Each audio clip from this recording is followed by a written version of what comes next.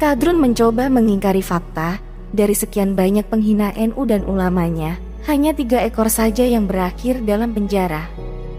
PBNU nggak ikutan ya? PBNU kemana nih PBNU? Ini waduh, ustazanya. Coba kalau yang menghina bukan Eko gitu, atau yang dihina bukan NU gitu. Coba yang menghina bukan Eko gitu. Dari golongan mana gitu? Gua habis. Kalau dibandingkan Ahmad Dhani, Maher At-Thalibi, Ustadz Maher, ya, saya, Habib Rizik, dan teman-teman yang lain, itu pasalnya hampir sama ini. Eko ini sebenarnya bisa dijerat dengan pasal itu. Orang NU sabar-sabar, karena tahu yang posting Eko pun tadi ya. Pasti dimaafkan sama tukang cabut izin pondok pesantren. Siapa? Maksudnya itu Gus Yakut. Dan ketika Ustadz Maher At-Thalibi minta maaf, semua respon teman-teman NU, Ustadz Maher At-Thalibi dimaafkan, tapi proses hukum tetap berjalan. Kasus penghinaan kepada Ning Imas Fatimatu Zahra oleh Eko Kuntadi, seperti yang sudah diduga oleh banyak orang sebelumnya, kasus ini pasti akan berakhir damai.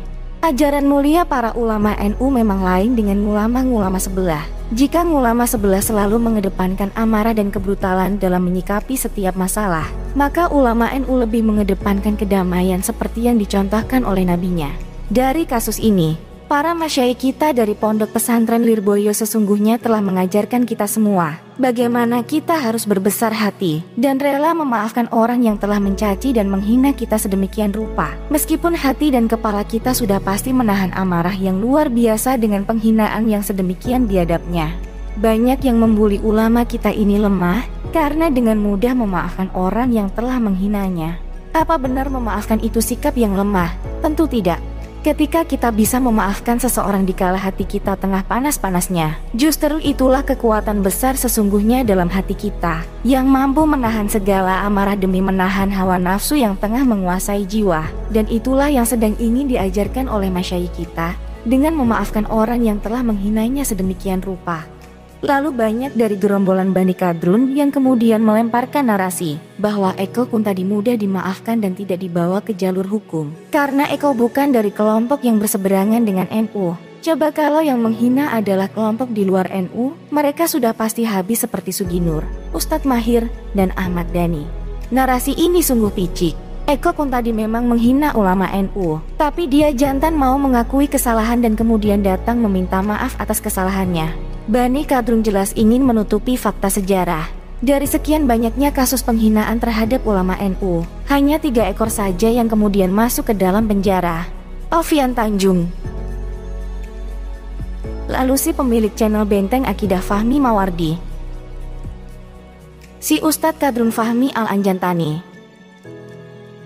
Kemudian si penghina Mbah Maimun Zubair, si penghina Gusmus, dan banyak lagi yang tidak bisa disebutkan satu persatu. Semuanya berakhir dengan damai karena mau datang langsung dan meminta maaf seperti yang dilakukan Eko Kuntadi.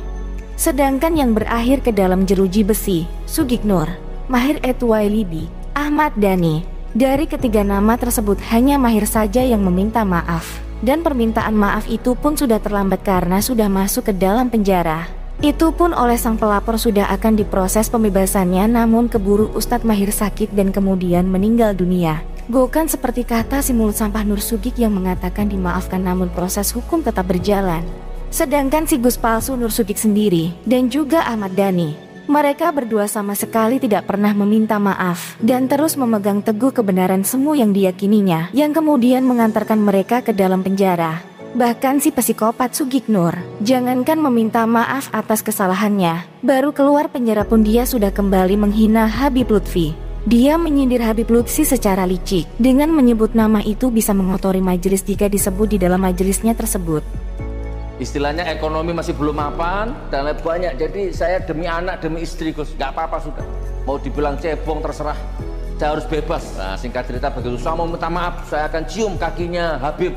Itu Habib Bulan tuh, ya nggak usah disebut namanya di sini, ngotori majelis ini.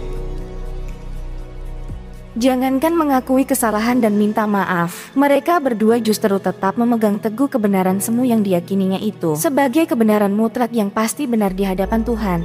Sekarang mereka koar-koar NU tebang pilih menghadapi penghinanya. Padahal mereka yang masuk penjara adalah mereka yang tidak mau tabayun dan tidak mau meminta maaf atas kesalahannya. Itulah piciknya Bani Kadrun. Mereka menutup mata terhadap banyaknya kasus penghinaan terhadap NU dan ulamanya yang berakhir damai karena mereka mau meminta maaf dan mau mengakui kesalahannya.